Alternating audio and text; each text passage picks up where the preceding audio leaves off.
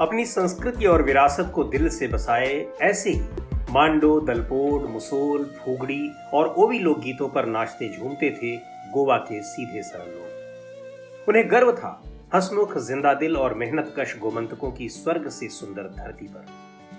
कुदरत ने मानो इसे सारी नेमतें बख्शी थी। उपजाऊ मिट्टी, मांडवी, जुआरी, कुशावती और मापुसा नदियों का मीठा जल, अनुपम छटा बिखेरते सह्याद्री पर्वतों के बीच हरे भरे जंगल, शीतल हवाओं के झोंकों के साथ गीली रेत से अटखेलियां करती समंदर की लहरें और हर तरफ फैले नारियल और सुपारी के झूमते लचीले पेड़। ये सब मिलकर मानो गोवा को किसी महान कलाकार की अद्भुत कलाकृति का रूप देते थे।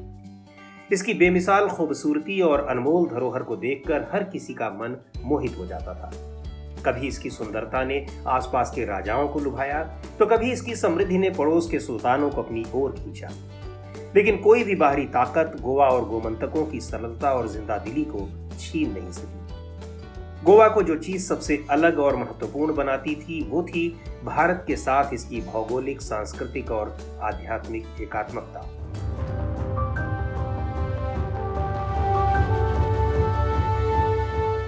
हालांकि वक्त बड़ा ताकतवर होता है और इसके आगे किसी का जोर नहीं चलता। नियति ने भी गोवा और यहाँ के निवासियों के लिए कुछ और ही तय कर रखा था।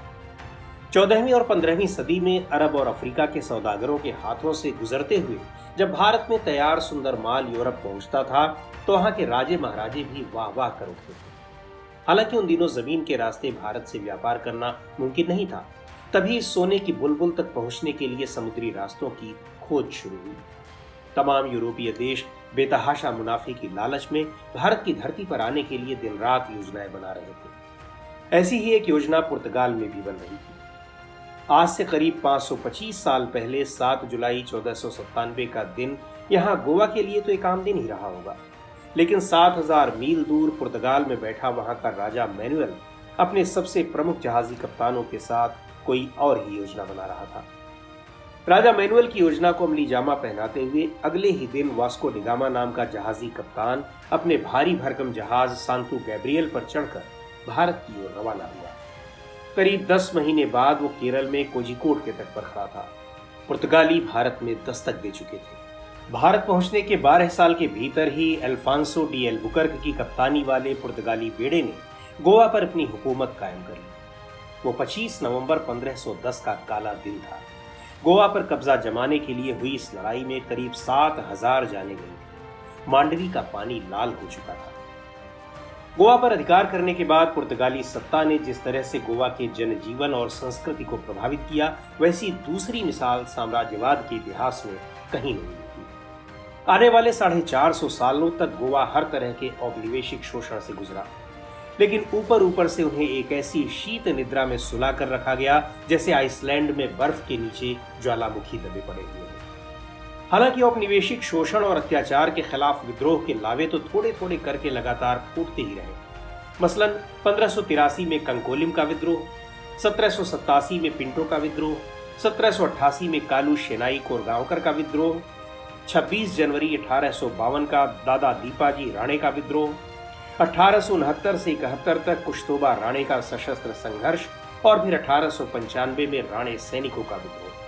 इस तरह पुर्तगाली शासन के पहले 400 साल में ऐसे 40 विद्रोह हुए।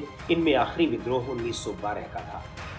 इन विद्रोहों ने पुर्तगाली सत्ता को थोड़े वक्त के लिए परेशान जरूर किया, लेकिन इससे उनके सत्ता परिवर्तन पर कोई खास आंच नहीं आई। पुर्तगालियों को उखाड़ने के लिए एक जमीनी और आम लोगों की भागीदारी के साथ ही व्यापक जन आंदोलन की जरूरत थी, क्योंकि हर ज्वालामुखी के फूटने के लिए एक जबरदस्त अंदरूनी हलचल जरूरी है।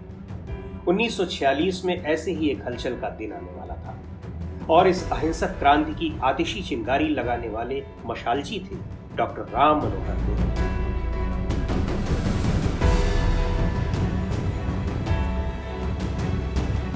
जर्मनी में पढ़ाई के दौरान डॉक्टर लोहिया की दोस्ती डॉक्टर जुलियाओ मिनेजिस से हुई थी। गोवा में पुर्तगाली शासन के जुल्मों की दास्तान डॉक्टर लोहिया उनसे सुन चुके थे। 1942 के भारत छोड़ो आंदोलन में अंग्रेजों को नाको दम करने वाले डॉक्टर लोहिया को लाहौर के किले में भयंकर यातनाएं दी गई थी। बाद में वहां से वे आगरा जेल में लाए गए और 11 अप्रैल 1946 को रिहा हुए।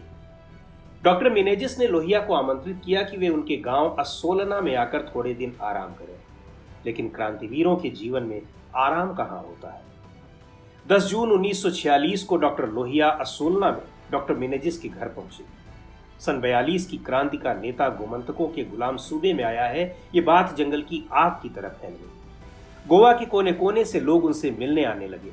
शिक्षक, छात्र, व्यापारी, पुलिस वाले, पत्रकार, सरकारी नौकर और क्लर्क, सभी तबकों के लोग उनसे मिलकर अपना दर्द सुनाने लगे। उनकी लाचारी सुनकर डॉक्टर लोहिया के हृदय में अन्याय के खिलाफ अहिंसक विद्रोह की आग फिर से धधक उठी। 15 जून को पुरुषोत्तम काकोदकर ने राजधानी पंजिम में डॉक्टर लोहिया का एक कार्यक्रम रखा। नौजवानों ने बड़ी तादाद में इस कार्यक्रम में हिस्सा लिया। डॉक्टर लोहिया ने लगातार 1 घंटे तक तकरीर की और लोगों को सिविल नाफरमानी का पूरा विचार समझाया, अहिंसक का पूरा विज्ञान समझाया, सत्याग्रह का तरीका समझाया। इस कार्यक्रम से गोवा का पुर्तगाली गवर्नर इतना परेशान था कि उसने उस सभा स्थल के 3 चक्कर लगाए। सत्याग्रह का पूरा कार्यक्रम तय हुआ 17 जून को मडगांव के दामोदर विद्या भवन के ऊपरी मंजिल पर कुछ खास लोगों की बैठक। और फिर आया 18 जून का दिन। 18 जून की सुबह सूरज के जागने से पहले ही पूरा गोवा जाग चुका था। एक तरफ उनके हृदय में क्रांति की ज्वाला भड़क उठी थी और दूसरी तरफ आसमान से स्नेह की घनघोर वर्षा हो रही थी। हर किसी को दिलो दिमाग में बसी एक ही बात गूंज रही थी कि आज मडगांव में सभा होगी और हमें किसी भी हाल में वहां पहुंचना है। मडगांव आने वाली ट्रेन में हर स्टेशन पर हजारों लोग सवार होते जाते थे। हर तरफ यही नारा गूंज रहा था, डॉक्टर लोहिया जिंदाबाद, महात्मा गांधी की जय। दोपहर बाद 4:15 बजे डॉक्टर लोहिया और डॉक्टर मेनेजिस एक साथ चल पड़े उस मैदान की ओर जहां हजारों लोग बेसब्री से उनका इंतजार कर रहे थे। पुलिस ने हर टैक्सी वाले को पहले ही धमका दिया था कि इन्हें नहीं बैठाना है। फिर एक घोड़ा गाड़ी पर सवार होकर दोनों म्यूनिसिपल हॉल वाले चौक पर पहुंचे। वहां का एडमिनिस्ट्रेटर मिरांद दौड़कर उनके पास पहुंचा और उन्हें लौट जाने को कहा। पर इरादे के अटल लोहिया भला कहां किसी की सुनने वाले थे। सबकी बातों को अनसुना करते हुए वो सभा में पहुंच गए। 20,000 से अधिक की भीड़ एक साथ लोहिया की जय के नारे ऐसे लगा रही थी कि मानो आसमान तक गूंज रहा हो। सभा के चारों ओर मशीन गन लगाए फौज खड़ी थी, लेकिन आज तो गोवा की जनता भी अपनी जान हथेली पर रख कर आई थी। गोमंतकों ने फूलों की मालाओं से लोहिया को ढाक दिया। जैसे ही लोहिया बोलने को खड़े हुए, मिरांद गुस्से में पुर्तगाली में बड़बड़ाता हुआ लोहिया की ओर लपका और उन पर अपनी रिवॉल्वर तान दी। सभी अवाक थे कि अब क्या होगा, क्या मिरांद गोली चला देगा? लेकिन गांधी जी की निर्भयता के मूल्यों से सींचा गया लोहिया का सत्याग्रही मन जरा भी विचलित न हुआ। लोहिया ने आगे बढ़कर उसके रिवॉल्वर वाले हाथ को नीचे कर दिया और बहुत ही सौम्य आवाज में कहा, धीरज से काम लो, देखते नहीं कितनी भीड़ जमा है, खून खराबा होगा तो शांति कायम रहेगी क्या? मिरान तो जैसे जादू के वश में आ गए। गोवा के इतिहास में वहां की जनता ने पहली बार किसी अफसर को अपमानित होते और चुपचाप सहते हुए देखा था। सत्य के बल और निर्भयता के साथ जब अहिंसा जुड़ जाती है तो कैसी शक्ति पैदा होती है, इसका दर्शन पहली बार गोवा की जनता को हुआ था। सिविल नाफरमानी का पहला पाठ वे सीख चुके थे। वे सीख चुके थे कि किस तरह जुल्मी शासन के अन्यायी हुक्म को भी शांतिपूर्वक लेकिन मजबूती से ठुकराया जा सकता है। जो काम सैकड़ों भाषणों से नहीं हो सकता था, वो लोहिया के उस एक अहिंसक पराक्रम से हो चुका था। पुलिस कमिश्नर ने डॉक्टर लोहिया और डॉक्टर मेनेजिस दोनों को गिरफ्तार कर लिया। लोहिया को पहले से ही इस बात का अंदाजा था, इसलिए उन्होंने पहले से ही अपने भाषण को छपवा कर रखा था।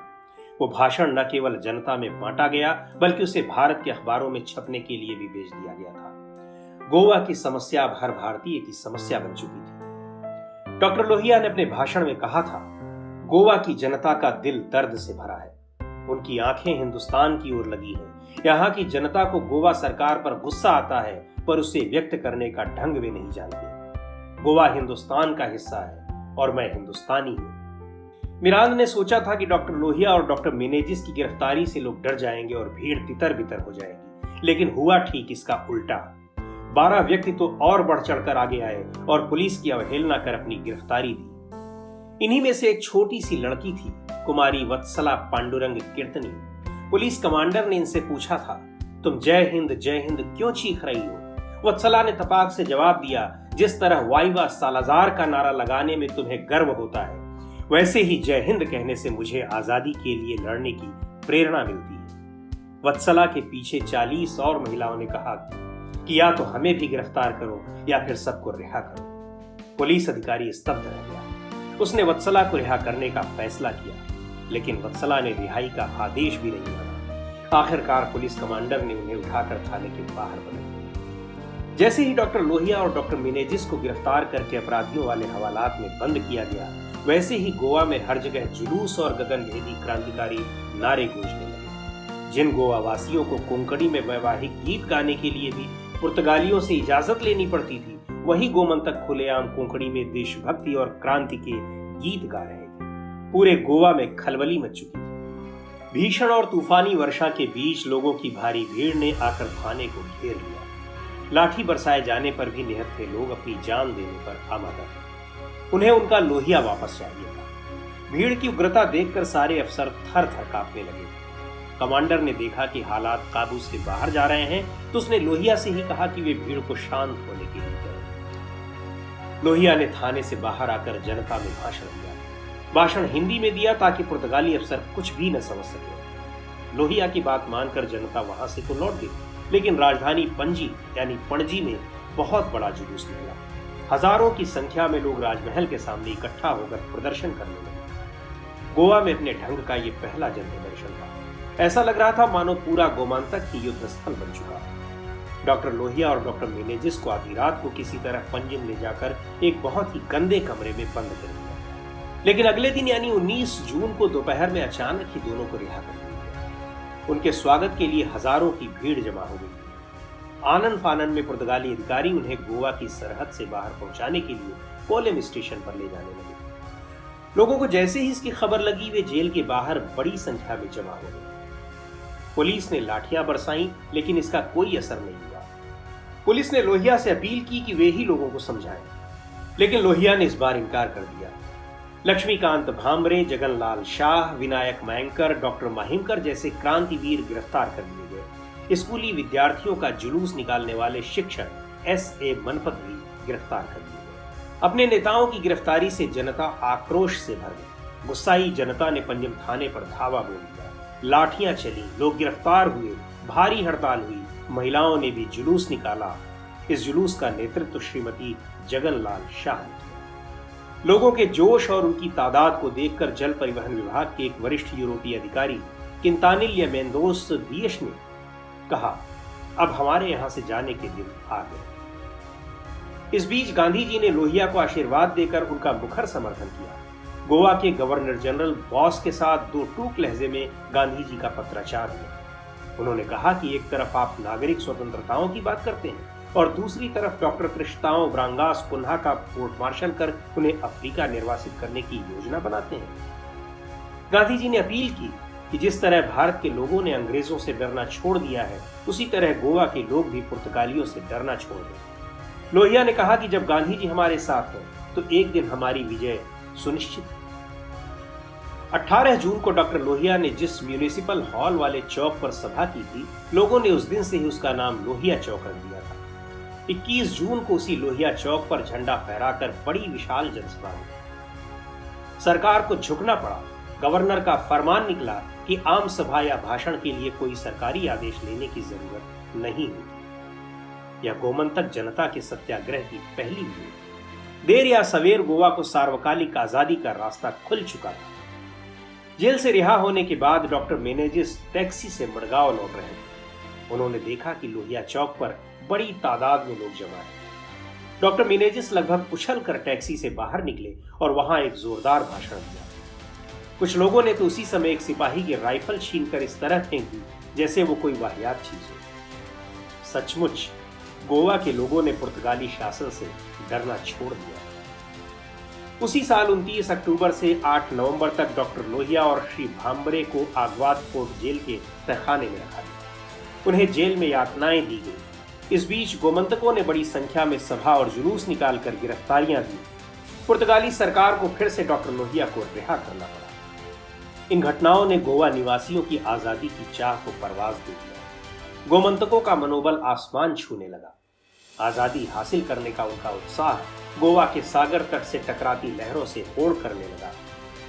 आने वाले समय में हजारों गोमंतक क्रांतिवीरों में इससे कुर्बानी का जज्बा पैदा हुआ। गोमंतकों के दिल में डॉक्टर लोहिया द्वारा जगाए गए आजादी के अलख का परिणाम ही था कि तमाम झंझावातों और मुश्किलों के बावजूद लंबे संघर्ष के बाद 19 दिसंबर 1961 को गोवा करीब 450 साल के पुर्तगाली दास्ता से मुक्त हुआ और भारत का अभिन्न हिस्सा बना। महान क्रांतिकारी कवि मनोहर राय सरदेसाई ने अपने एक क्रांति गीत में डॉक्टर लोहिया के लिए क्या खूब लिखा। ओ आग्वादा के शेर, तुमने ही हमें जगाया, हमारी भावनाएं तुम ही समझ सके, हमारे काले दाग भी तुम ही जानते हो, जहां जहां जुल्म है अन्याय है वहां तुम हो, वहां तुम हो।